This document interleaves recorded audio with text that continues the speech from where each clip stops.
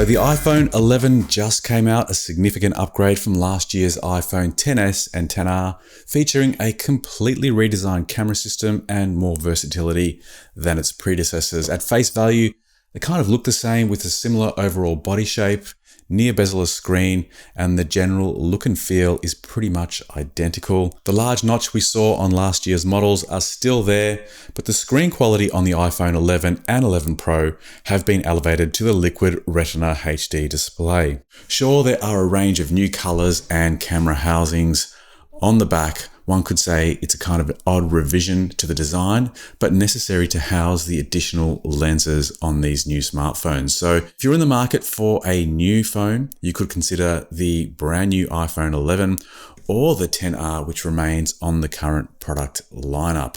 Apple have been doing this for the past few years now to provide a lower budget option for those of you that don't want to spend as much as the flagship model commands, which can cost north of $1,000 US depending on the specification. For those of you deliberating over the choice between the iPhone 11 and the XR, I put together a list of the main differences between them for you to consider. First of all, I'm currently using the iPhone XR as my main daily driver, and I have been doing so since it was released in November 2018. And for me, the upgrade to the 11 wasn't quite enough to justify the expense. Also, I found it to be more than satisfactory running all of the apps that I have seamlessly. It still looks good, it feels good, and takes really decent photos and videos. The battery life is also pretty good, getting me through the day and sometimes even up to a day and a half. Now that I've upgraded to iOS 13, I get access to some great new features and enhancements, and these really bring the experience of using the XR into line with the 2019 flagship phone.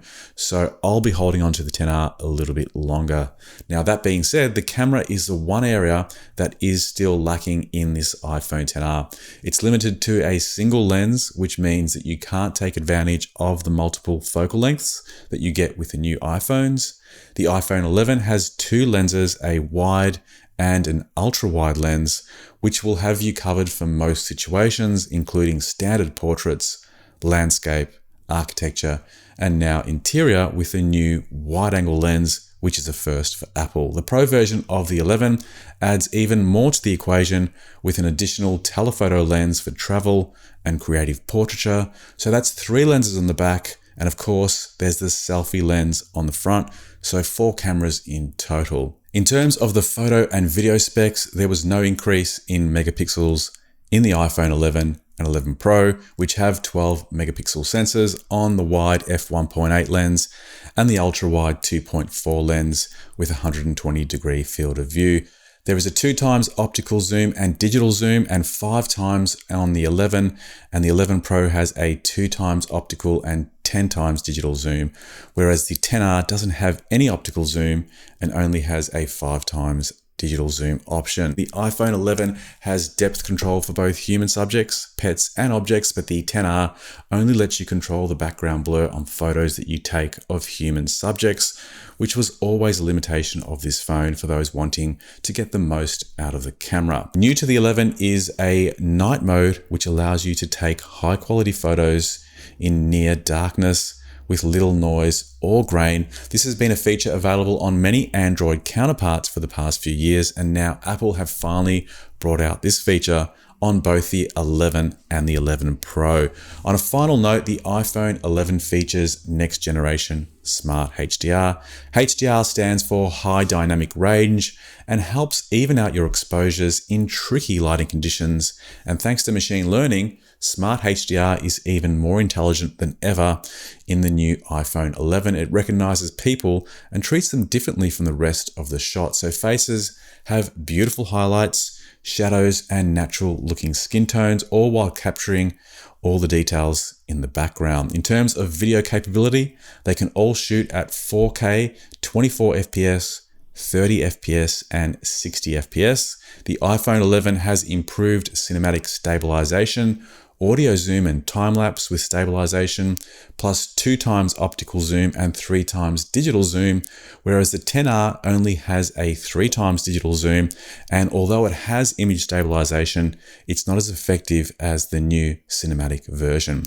There is also extended dynamic range on the iPhone 11s when you shoot at 60 FPS, which can improve the exposure of your videos. The front-facing true depth camera on the iPhone 11 has been improved to allow for Face ID at greater angles, and there's a new slow motion video option on the front-facing selfie camera. Apple are calling this tech slofies and are hoping that it will take off as a trend. I'll let you decide whether this is a feature worth highlighting. Feel free to comment below. All phones support wireless charging or can be charged by the included USB charger.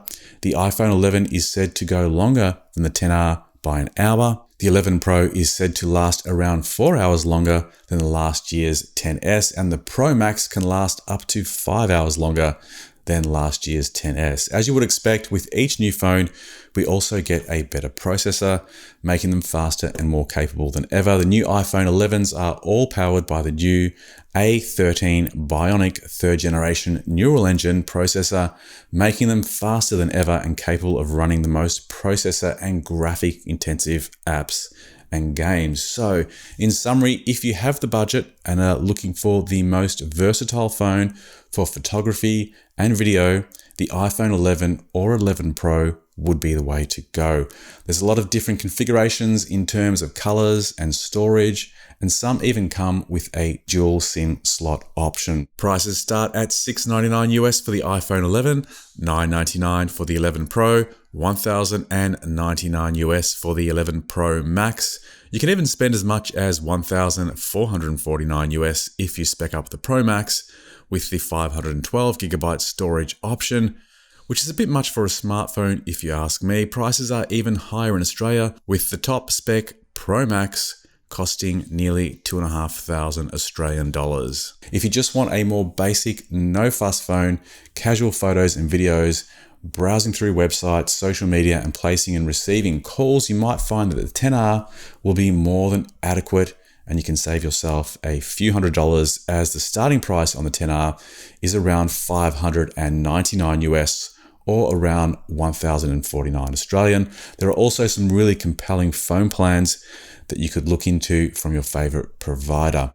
Let me know what you think. Are you leaning towards the iPhone 11 or the XR? Put your comments in the comments box below. Thanks for watching. As always, feel free to hit the subscribe button on the channel so that you'll be notified of up and coming video releases. See you on the next one. Bye for now. Who's that blurred out there in the background? Did you bokeh my child? Just totally unintentional. Why do you hate Jacob? What?